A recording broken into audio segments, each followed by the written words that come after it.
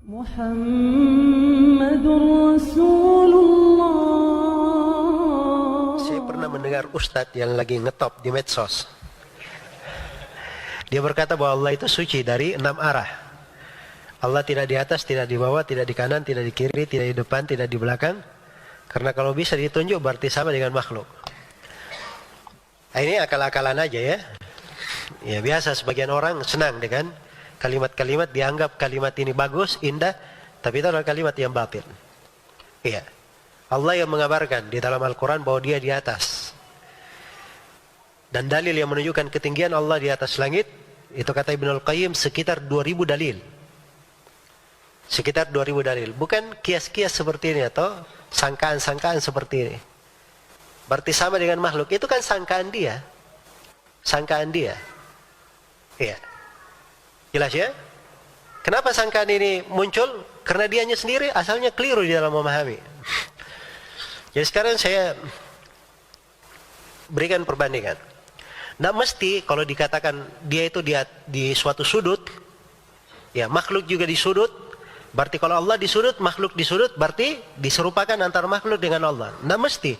Ada kesamaan dalam suatu sifat, suatu bentuk, atau ada kesamaan dalam penamaan, sifat, menunjukkan kesamaan pada hakikatnya. Belum tentu. Iya. Manusia melihat, ya kan? Manusia mendengar. Kucing melihat dan mendengar atau tidak? Melihat.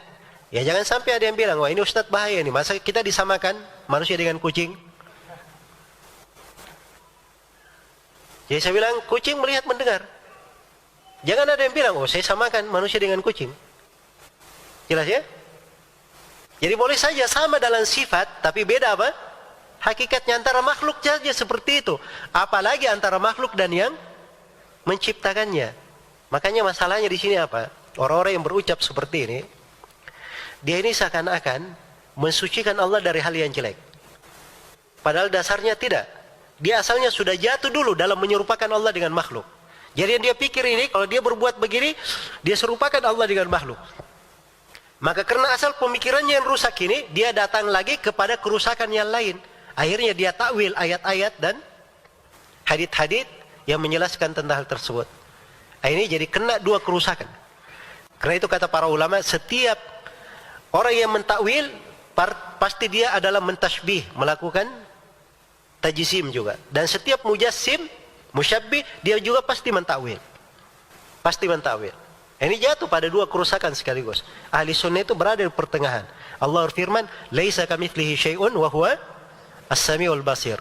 Allah tidak serupa dengan suatu apapun, dialah Allah yang Maha mendengar lagi Maha melihat. Allah nafikan tidak serupa dengan suatu apapun. Ini namanya tanzih, pensucian. Tapi bukan artinya kita tiadakan sifat dari Allah. Allah tetapkan dirinya, dia Maha mendengar lagi Maha apa? Maha melihat. Nah begitu caranya memahami. Jelas ya? Dan ini jalannya para as-salaf. Tidak ada silam pendapat di tengah para as-salaf dalam hal tersebut. Jadi kalau ada yang mengatakan berbeda jalannya dengan jalan para as-salaf ini, karena dia baru lahir saja. Ya. Menyelisih dari kesepakatan para ulama. Baik. Tidak usah sebut nama orangnya, saya dalam penjelasan-penjelasan itu biasanya saya cuman terangkan tentang kesalahannya, pemikirannya yang keliru. Ya kalau dia merasa dirinya misalnya bermanfaat dengan apa yang saya sampaikan, ya alhamdulillah. Ya kalau dia melihat hal yang lain, itu urusan dia dengan Allah Subhanahu wa taala. Saya sudah sampaikan. Ya.